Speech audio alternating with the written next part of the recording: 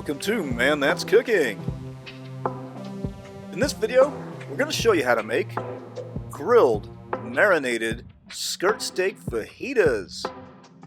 Alright, this is a little bit of work here to make a marinade from scratch, but it's going to be very tasty and you'll be happy you did it.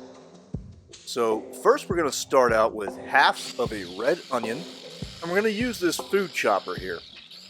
So the food chopper is going to break the consistency down really small and also leave some chunks as well. That's the consistency we're looking for.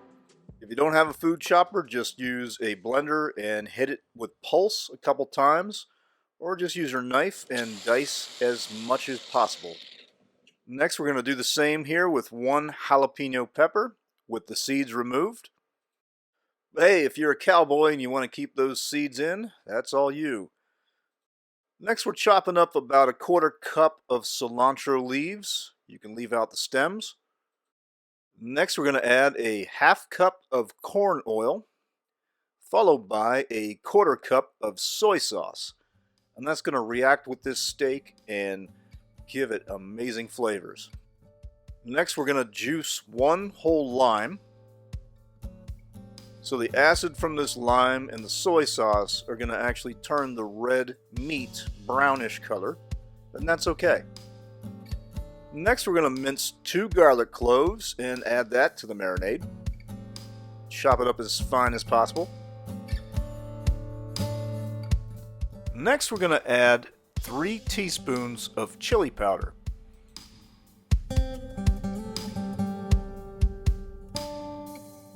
Following that, add 2 teaspoons of cumin. And lastly, 1 teaspoon of black pepper. Now it's time to mix everything together. And we've got this in a bin that we're going to use for marinating. You can also use Ziploc bags if you prefer. So we've got approximately 2 pounds here of outside skirt steak. You want to use outside instead of inside.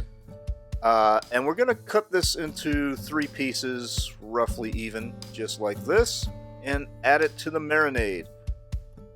So we're going to let this marinade in the refrigerator for about 4 to 6 hours. That's the ideal range. Going overnight might be a little too much because of the acid from the lime. And every 2 hours, just shake up your Ziploc bag, or if you're using a container like this, just flip the steaks over. Now we're going to make our vegetables. We've got a red bell pepper, a green one, and a yellow one. And we've also got a large yellow onion. Now there's a number of different ways that you can cook your veggies. Some people will cut the seeds out of the peppers and just put them on the grill whole. We're going to chop up our peppers, and we're going to do this rainbow slice here on the onions. And that's going to let us season up these veggies prior to cooking them.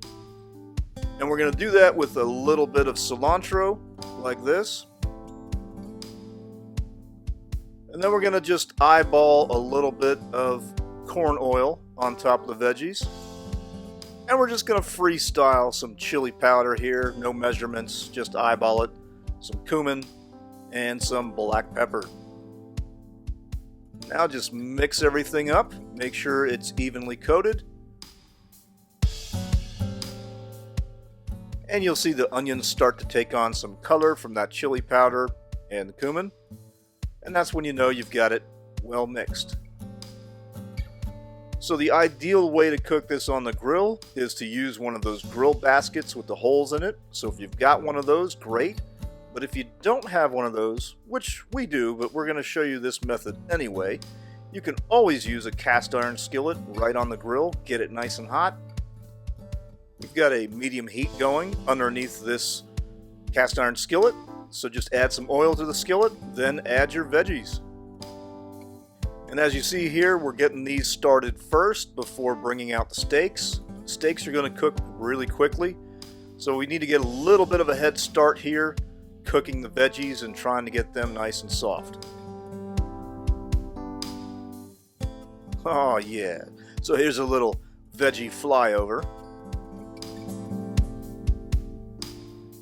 Alright, it's time to add the steaks. always clean down your grill, rub down some oil on it as well, and we've got these burners going at a medium-high heat. We want to hit it with some nice hot heat, and it might flare up like this, but that's okay because it shouldn't last too long. And just add any remaining chunks from the marinade on top of the steak. And you'll see how the steak has turned brown, as we mentioned it would. Now obviously it's changed the surface color, but it may actually penetrate a bit into the meat and change the color in there as well, so just be aware of that. But that's not a big deal, it's just flavor. You want to keep the lid open for this cook. These steaks are thin, it's not going to take too long to cook them over the fire. So there you can see the chunks from the marinade are all on that steak and the crevices there. And take a look at those veggies, starting to come along, looking good.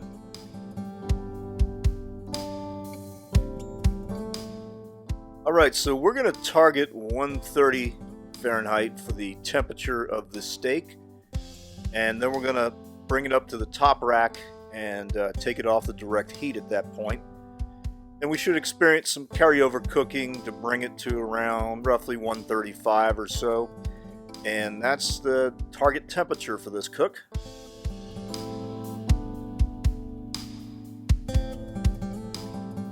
Food porn flyover. Take a look at that. Now it's interesting we're not getting a whole lot of char on these steaks, even though they've been seriously kissed by the flame and been sitting right over direct flame. And that's probably caused by the marinade. But if you guys have any thoughts on that, hit us up in the comment section. But hey, these are reaching temp, and it's time to take them off and let them rest for at least 5 minutes before slicing. The steak is rested, and now we want to slice it against the grain. Right here you can see the direction of the grain. When you slice meats against the grain, that makes it a much more tender chew.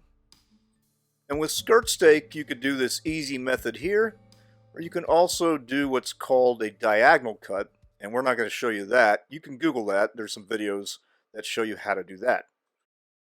So this is real easy. Just take your 3 slices of steak, cut those in half, and then turn it 90 degrees and slice it again.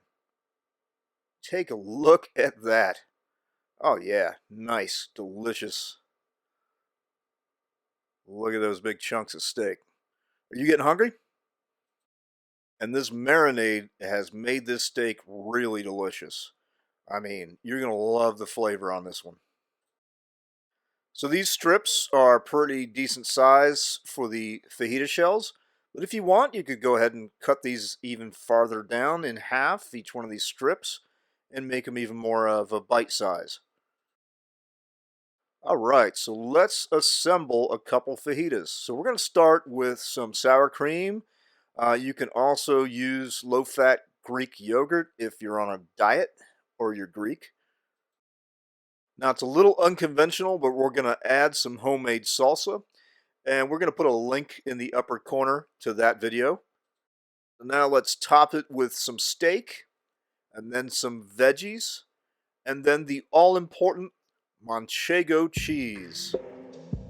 And if you like, you could add some fresh cilantro, but it pretty much has enough cilantro as it is. So that was a lot of steps, but keep in mind you can break this down into several days of work. You can make the steak marinade one day, you can cut up the veggies, season them up, put them in a bowl, and cover it with saran wrap and put it in your fridge a day or two ahead of time. And then on the weekend, you could just put it all together and cook it on the grill. Or even on a weeknight. Imagine that, fajitas on a weeknight. So hey, thanks for watching this video. Check us out at manthat'scooking.com. Click like if you liked the video. If you didn't like the video, leave a comment. Let us know why. Thanks for watching.